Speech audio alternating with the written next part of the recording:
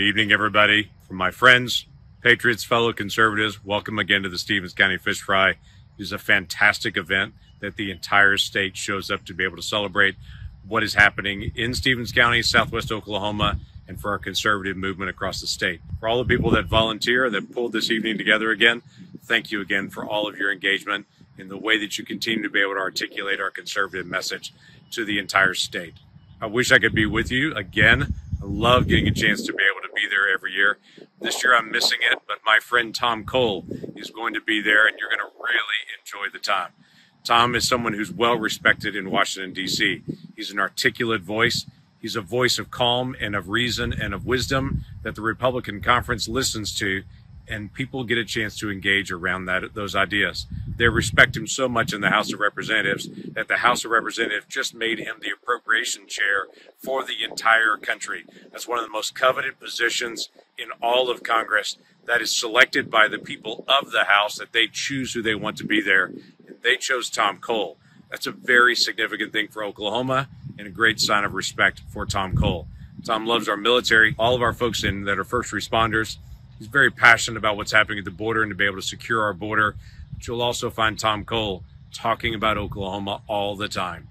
Everyone in D.C. knows he's from Oklahoma because he's always talking about Oklahoma. So, Tom, I appreciate you being there tonight. I appreciate your leadership. The state appreciates your leadership, and the House of Representatives has recognized it.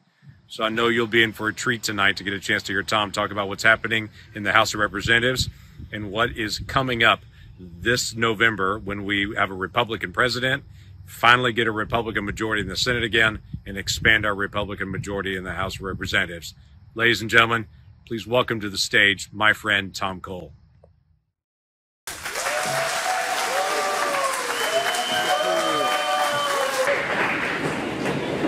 know, I didn't think it was possible, but Leon and Steve actually missed somebody to thank. So I think you ought to thank Leon and Dolores, because she's the adult supervision, and Steve and Debbie, because she's the adult supervision, for all they've done tonight.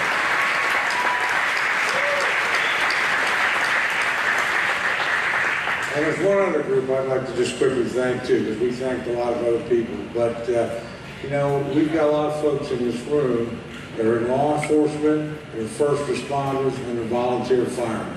And everyone sometimes you take for granted because they're right there next door when you need them.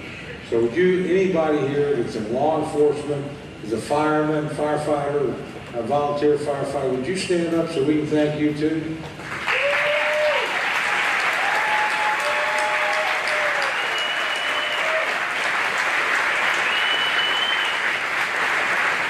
Well, I'll tell you, it was a great privilege when I got asked to come and speak at the 20th annual Stevens County Fish Fry.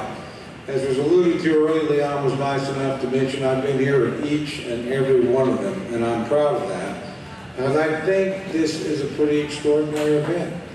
You know, it started out as an event just for a county, and then it became an event for a region.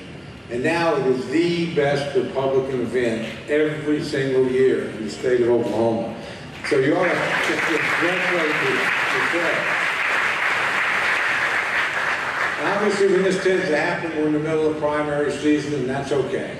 And I'm not going to spend a lot of time talking about primary stuff, because we'll all sort that out in the next few weeks.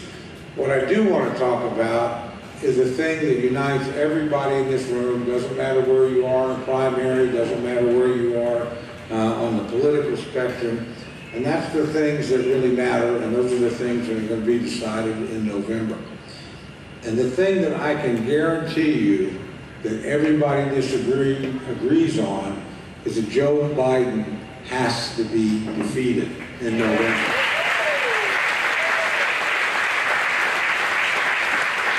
And everybody in this room agrees that President Donald Trump has to be elected.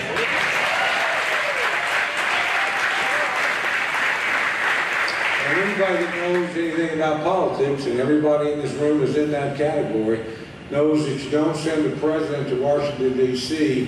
without giving him a Senate and a House that shares his outlook and will work with. Those are the three things at stake. Now, you can look back 4 years ago, I guarantee you, in every single area you want to look at, things are worse. They're not better.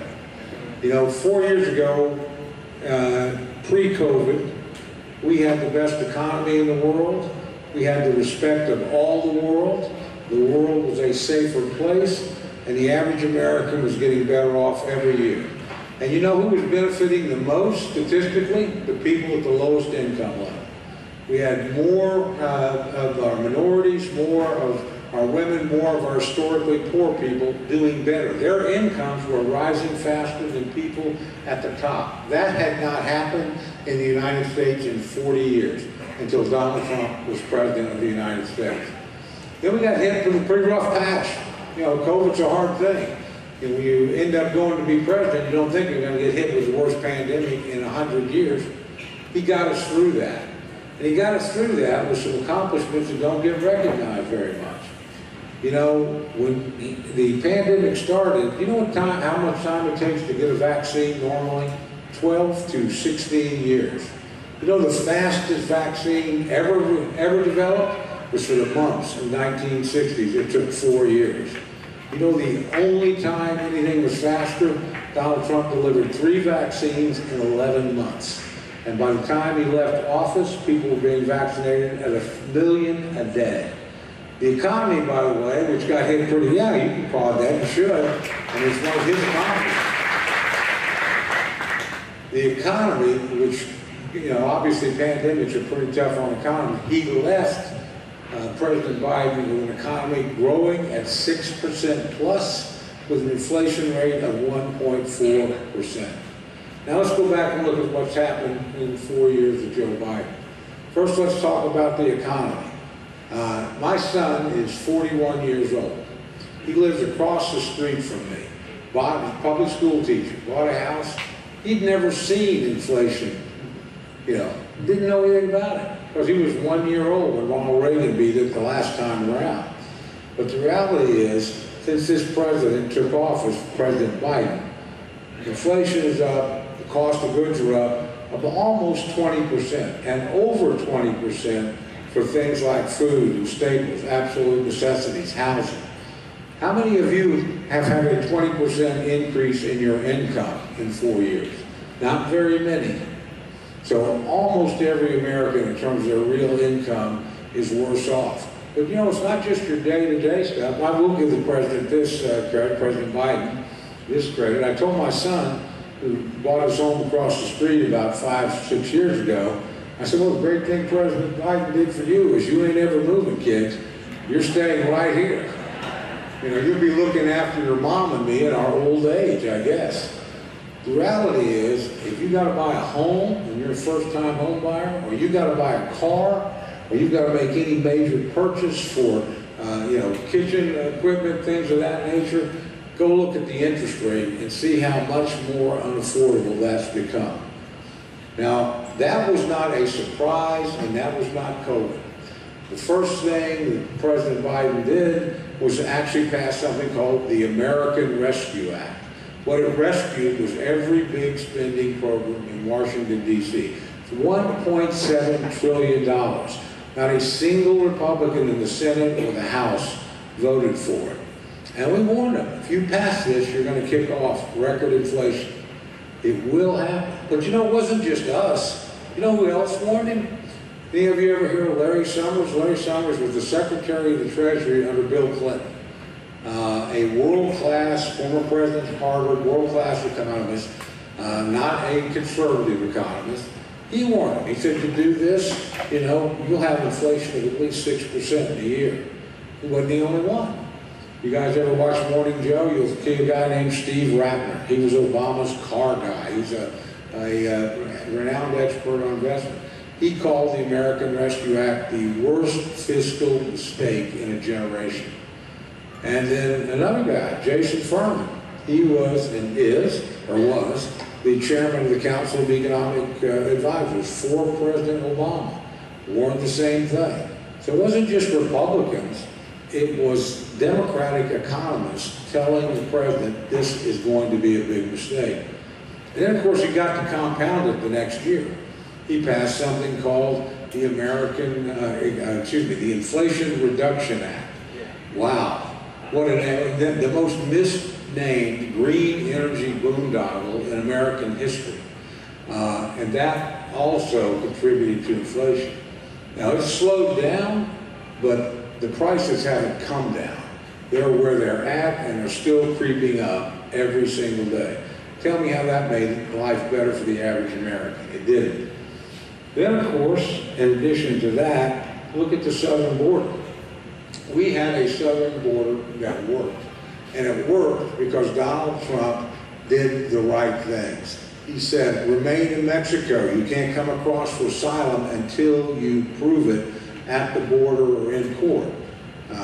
He's built huge stretches of wall, and he's fought every step of the way. The Border Patrol, which endorsed him for re-election, saw him as their greatest friend, and they see President Biden as their most fierce opponent. Step by step, the disaster, of the southern border unfolded, and Joe Biden was there and made it happen every single day. And it's not just people coming across. We have, of course, in that massive humanity, people that are terrorists, people that are criminals. We have boatloads of fentanyl coming into our country that are killing tens of thousands of our citizens in every congressional district in America. And we have the tragedy of human trafficking. That is usually young men, but young women, but young men and young women literally sold into sexual slavery coming across that border. And it is a tragedy of unbelievable proportions. All that was a man-made, Biden-made tragedy that was inflicted on the American people. And look around the world. You think it's a safer world today? I don't think so. I don't think so. And I think that Afghanistan debacle, where we liquidated a 20-year commitment and turned 38 million people right back over to the Taliban, the very same people that hosted Osama bin Laden, and by the way, tens of billions of dollars of military equipment that was left behind.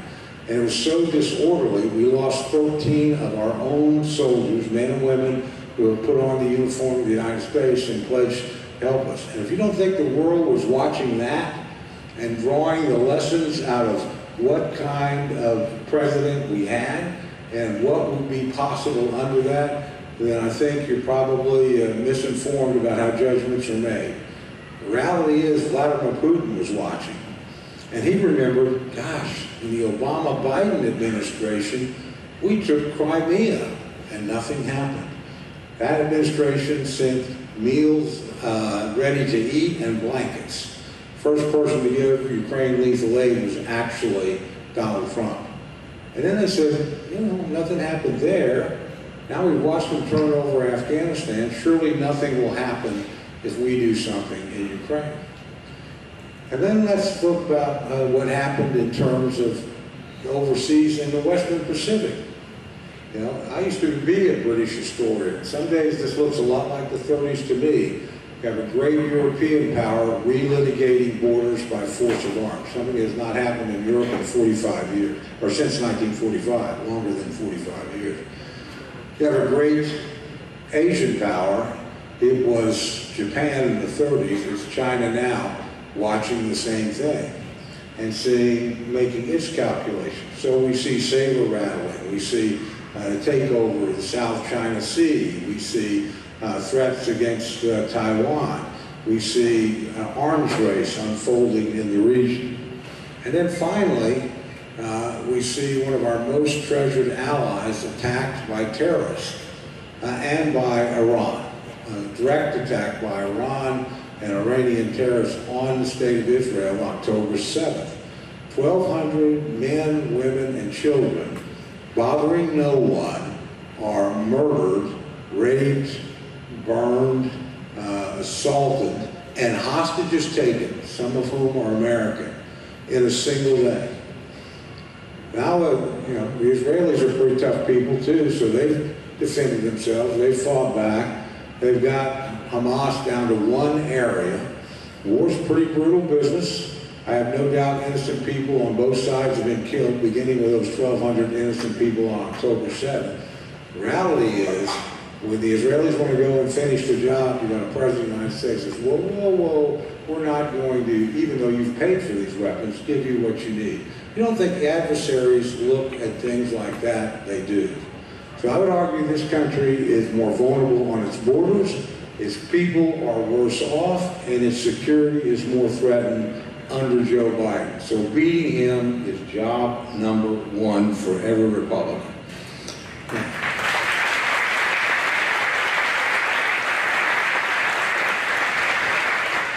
Not enough just to beat Joe Biden. We need to have new leadership in the White House. We need to have Donald Trump. And you know, this is a pretty unusual election. You have to go back to 1892 in American history to see anything like this, where you have a current president running against a former president. And so you really don't just compare two men, you compare two presidential terms. You can compare one where we had peace, prosperity, security at the border, and the ability to respond to the worst pandemic in 100 years and get us through it, out of it, and moving in the right direction. Or you can look at what we've had the last 4 years under Joe Biden. Disaster at the border, American living standards going down, a much more dangerous world overseas. So it's a pretty easy choice to make. I had the good fortune, I've been lucky enough to be endorsed by President Trump on 3 different occasions, including this election. I had good fortune to be talking to him a couple of weeks ago. And we weren't talking too much about the election, to tell you the truth, a little bit, because he's pretty preoccupied with it. But we were talking about what he would do in the second term. And I will tell you, I look at the first term, and I will tell you, it was promises made, promises kept. I'm going to give you the best economy that we've had in 50 years. Check. I'm going to change the court system. Check. I'm going to, actually, we had 3 different presidents tell us they were going to move our embassy from Tel Aviv to Jerusalem. President Clinton told us that, President Bush told us that, President Obama told us that. Donald Trump did it. Actually did it. Then threw in the Golden Heights and Israel. You know what I said to Israel? This wasn't in my speech, but I will deter from the story. Just tell you guys a story once. Happened to be in the Oval Office. This was in December of 2017. We were locked in the tax fight. We hadn't yet gotten the tax cuts through. And I was asked to come in because President Trump was going to do an honorary ceremony for the Navajo code talkers in the Oval Office. Never been done before. I'm Native American. I was very proud to get invited along with a couple other members. And, you know, Trump, it was actually, starts off pretty amazing. Trump called one of these guys, they're all in their 80s and early 90s, up to speak. And he was just supposed to say a couple of words. Instead, he incorporated a brilliant 15-minute discussion of what they had done, what it had meant, each one of the other 2, or both the other 2 that were up there, the units, what they'd done. It was incredible. And Trump turned to him. He had, of course, a notebook with his prepared remarks. Hands him the notebook. He said, everything you had to say is in this notebook. But you said it so much more eloquently and so much more passionately than I could ever do it. And he said, and to think what your people went through, and there was no one in Congress. This is classic Trump. He said, well, wait a minute, there's somebody in Congress. They call her Pocahontas, and boy, we were off to the races. And so, you know, he did that, then we finished the deal, and he leaves. There's a little side office to the Oval Office, and he wanders off there. And I've got all these national press, and a couple of the congressmen are coming our way, and I know, oh gosh, I'm going to get drug into this thing. And General John Kelly was the chief of staff at the time, and he came back out of the room and said, by the way, there's another congressman named Jeff Denham from California. He said, can you 2 come back here? The president wants to talk to you about what's going on in Congress on the tax bill. And yeah, sure, anything, we go back. And you know, when you walk into a room and you know you're in a room you're not supposed to be in, and you're listening to stuff you're probably not supposed to hear. And the other two guys there were Secretary of Defense Mattis and General Dunford, who was Chief of the Joint Chiefs. They were both there because of the military ceremony. And they're talking about moving the embassy to Israel, or excuse me, from Tel Aviv to Jerusalem in Israel. And Mattis looks at myself and Denham and goes, gives us one of those, these guys are not supposed to be in. You know, I'll probably have to read about this in the Washington Post. Trump's oblivious, he just keeps going. You know, they're going back and forth, and finally the president looks at Mattis and he goes, Mr. Secretary, can you tell me again why we can't move that embassy? Why you think it's a bad idea? And Secretary Mattis says what I suspect every other person in his position had said to the three preceding presidents, and said, well, Mr. President, you know, first, there's hundreds of thousands of Palestinians here, and you could have riots in Jerusalem. So second, you know, we finally have the Arabs and the Israelis working together against the Iranians, and that could upset that. And third, you know, we probably need to remember that even the Israelis keep their military headquarters in Tel Aviv because it's more secure, less exposed than Jerusalem. Our embassy would be a constant target. Well, Trump nods his head, and then he does what no congressman wants to happen. He turns to us and says, hey, Tom, what do you think? Jeez. And, you know, and I go, well, Mr. President, you know, I'm going to support whatever you want to do. I trust your judgment. But, you know, of course, the secretary, because I got to take care of Air Force Base in Fort Sill. I said, but, you know, the secretary's making some good points. You probably should take it. You know, he nods a little bit like that. He turns to Denham and asks the same thing, and Jeff politically tap dances the same way. And then Donald Trump just bursts out laughing. And he goes, well, guys, this is the Trump White House. We don't have to make this decision for 6 days. Hell, it'll probably change 3 times between now and then. But then he looks at Mattis. I'll never forget the look in his eye. He said, but you know, Mr. Secretary, I promised the American people I would move this embassy. 6 days later, the announcement was made, it was moved. When Donald Trump tells you something, he's going to do it. And he's going to do everything he possibly can to advance the objective. Yeah, and that's why the Democrats hate him so much. Because he's effective and he follows through on the things he's going to do. So the things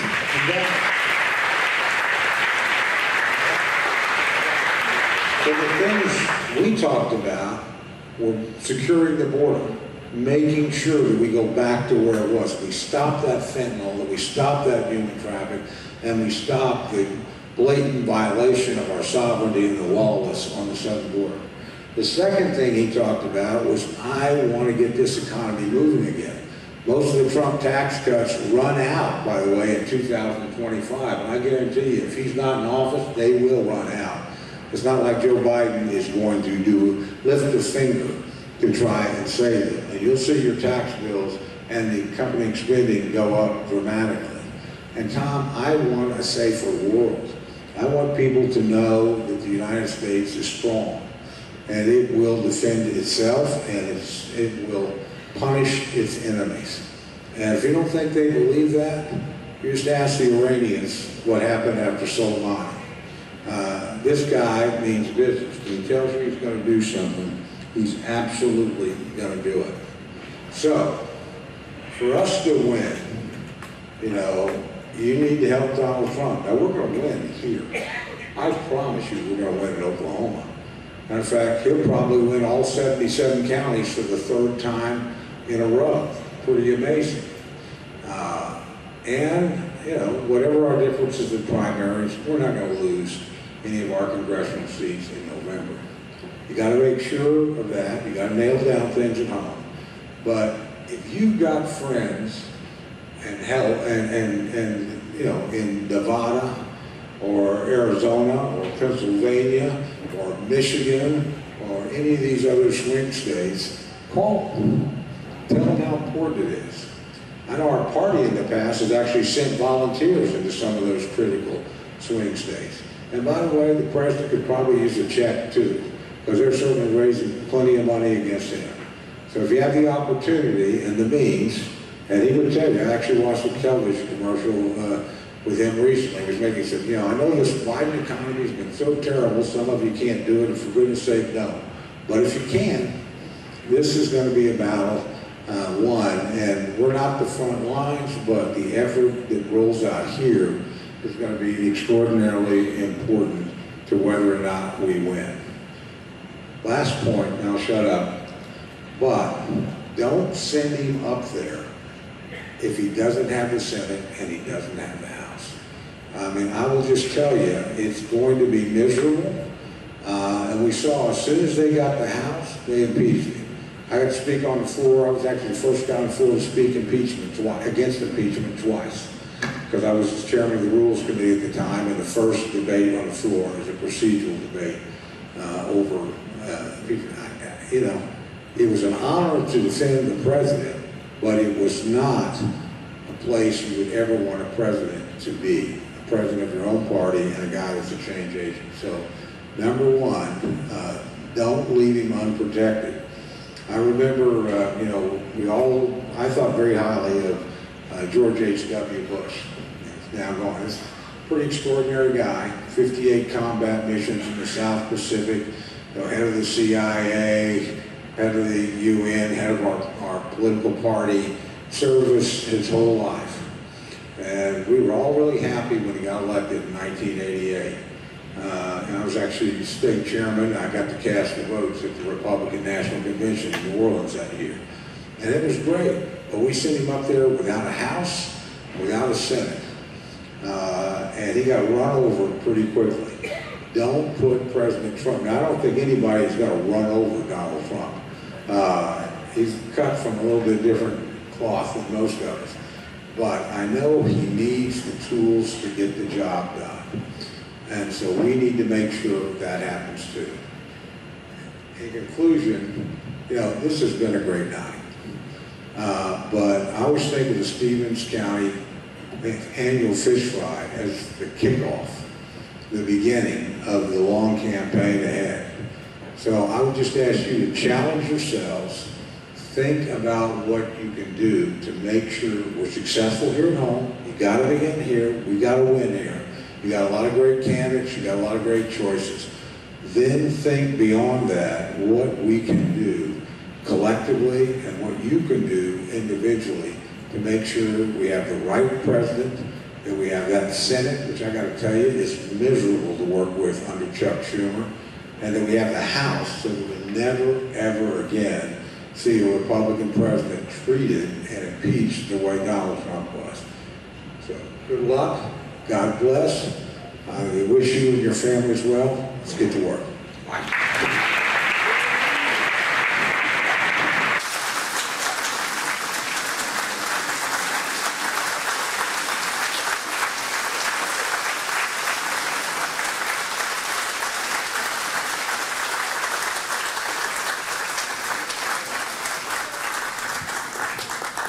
All right. Thank you so much, Congressman Cole, for those remarks.